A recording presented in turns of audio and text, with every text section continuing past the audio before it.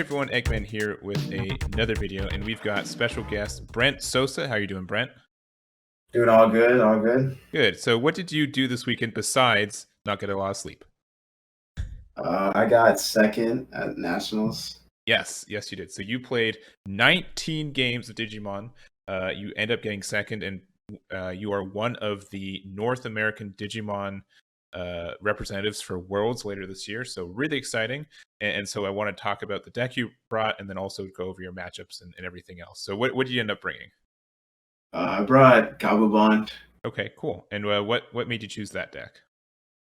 I chose this deck because I knew it was going to be a long tournament, and I just thought it was the most consistent for a long tournament, long round tournament. So yeah, I can definitely vouch for that. It's one, it was long, but two, I definitely saw some of the Lilith Loop players towards the end of the day in security control, and I could just tell like they were brain dead. Like they've just there's already so much automation you can do, and there's a lot of triggers for those decks. But Gabubond, I mean, you still do a lot, but I would say it's one card at a time kind of thing. And for as long as you play it, I can see that adding up still for the entire day.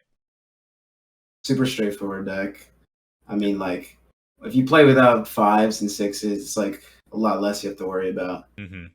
Just, yeah. Well, let's go over the list that you brought then. So how do you want me to? Yeah, you can just spread them out. So flip them upside down though, just so. Yeah, there you go.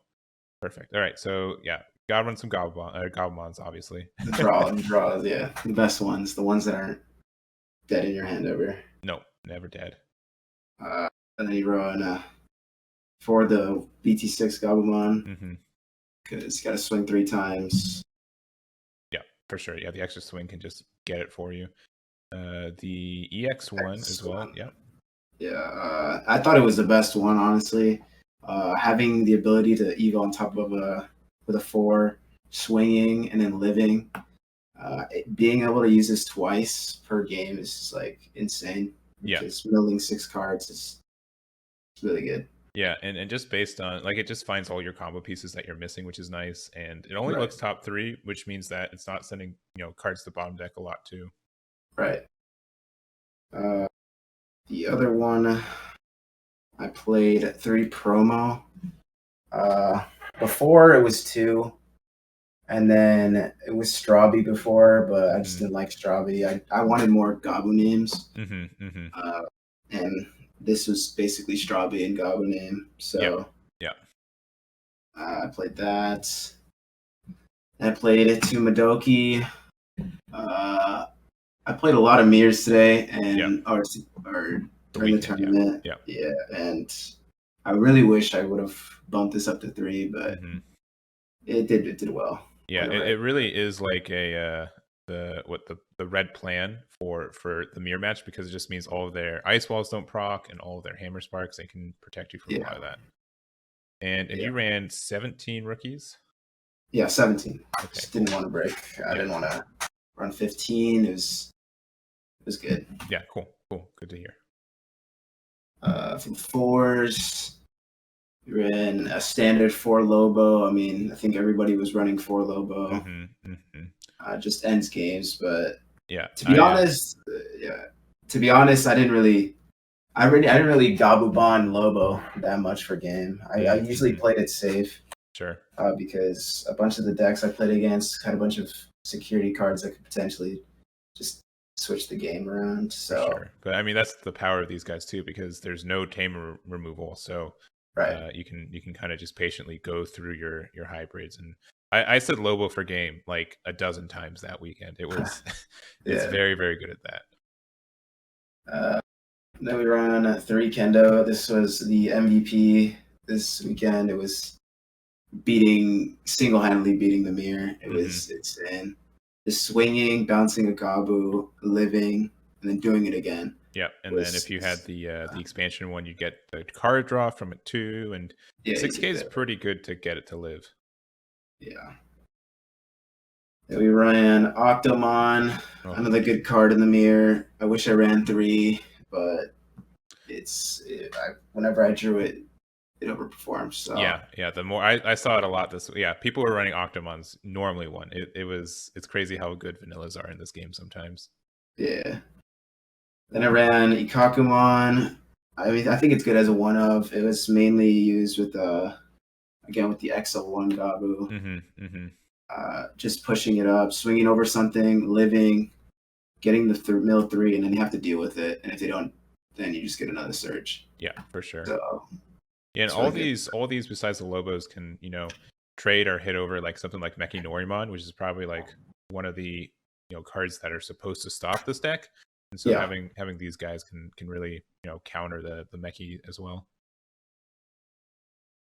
Right, so we got the Tamers formats because format, and then 3 Davis. I drew Davis a lot. And then he drew other things for you a lot too. yeah. I didn't run Joe and Sora because I didn't think I needed that much memory. To be honest, I just needed the search from Davis, and that was about it. Then 4 Bond, not 3 because in the mirror they can possibly swing into it and die. So did you ever hardcast it that weekend? No. Okay. I thought about it, but yeah, just Wyvern's Breath and stuff like that. Exactly. Gaia Force.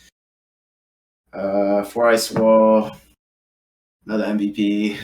Of course. Yeah. Well, Ice Wall in combination with Hammer Spark just. Yeah, it's nasty. It's very nasty. And then Tikakaitis Breath. Hitting Insecurity was nice. Didn't hit it that much, but I think I hit it once against Lilith, and it helped a lot. Yeah, I can see that.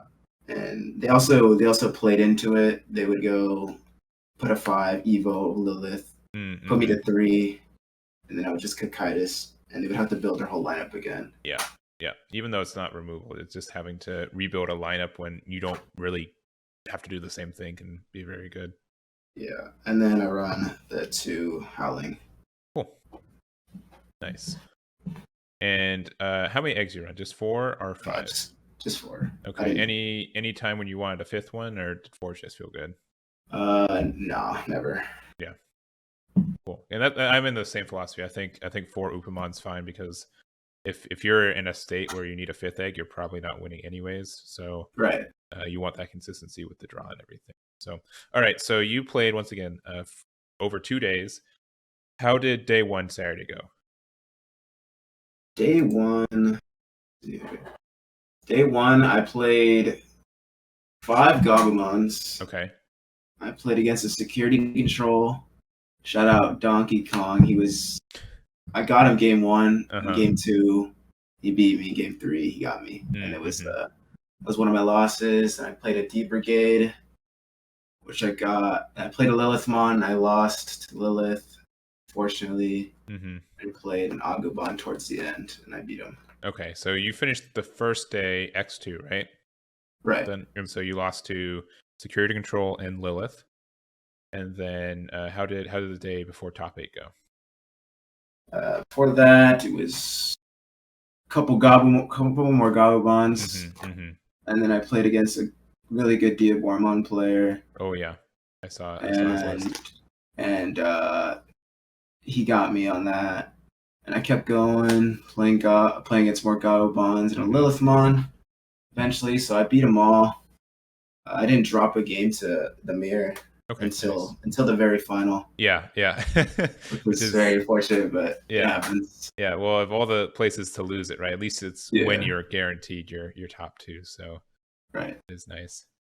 Well, cool. Yeah, so what would you say was the hardest matchup that you had? Was it the Security Control or was it Lilith Loop? It's definitely Security Control. It was harder to coordinate around chipping their security and not hitting defeats and stuff like that. Against Lilithmon, my game plan was just choking them at 1, making their plays as slow as possible. But when they open everything, it's kind of hard to stop that. But and they your deck's more consistent too. So I think 9 games or out of 10 games, you probably would have more consistent outings and stuff. But yeah, when they see the pieces, they go off. Yeah, they go off for sure. So cool. Yeah, so you ended up going the weekend, what, 16-3, 15-4, 15-4, I think, right? You got 2 losses day 1, 1 loss day 2, and 1 loss in top 8. So that's pretty remarkable for for the weekend. So really congratulations to that. Thank you. Yeah. And so I don't know if you I don't know if you know anything for Worlds, because I definitely don't, and I definitely don't. I don't need any details, but have you looked at like BT7 stuff, or what? Have any ideas of what you want to play for that event? I mean, I heard Shine Gray was good, so we'll look into that. Okay. With blue, with the limit of Ice Wall, Mm-hmm. It's gonna be tough, definitely. So probably gravitate towards Shine, but we'll experiment there. Yeah, would you say that you're more of? I mean, Gabubond is kind of an aggressive deck, but it's almost kind of like a combo deck too. Kind of, it's weird how it really works. But so, what would you say? Would you say that's still your favorite play style, or is there one that you kind of like a little bit more? It was definitely fun playing this deck.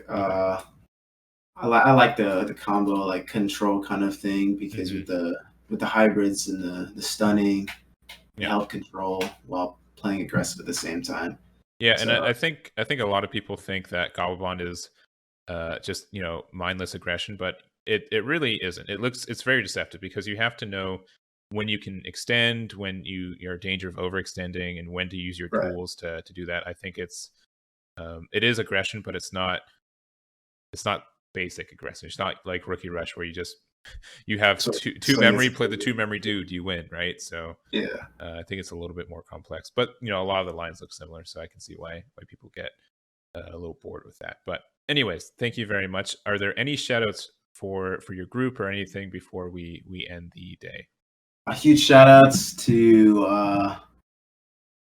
Arizona, representing Arizona. They had a bunch of fans, like my family, my locals, Olympus games. They're all cheering me on. Yeah. In the Twitch chat, it was cool to see. Yeah. They were wanting me to cover your games, but I knew you get to finals. That's my excuse. So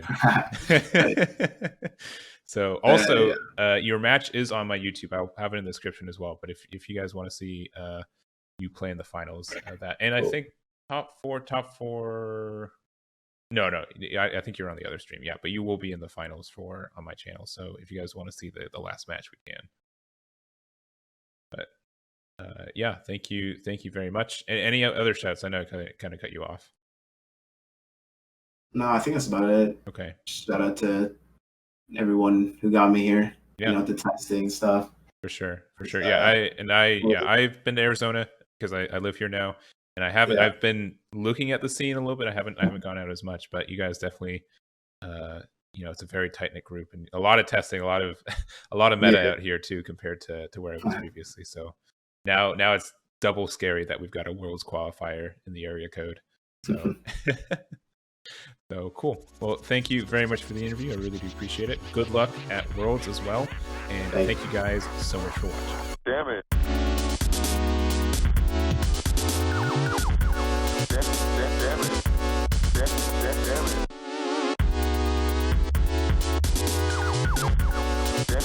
Damn it.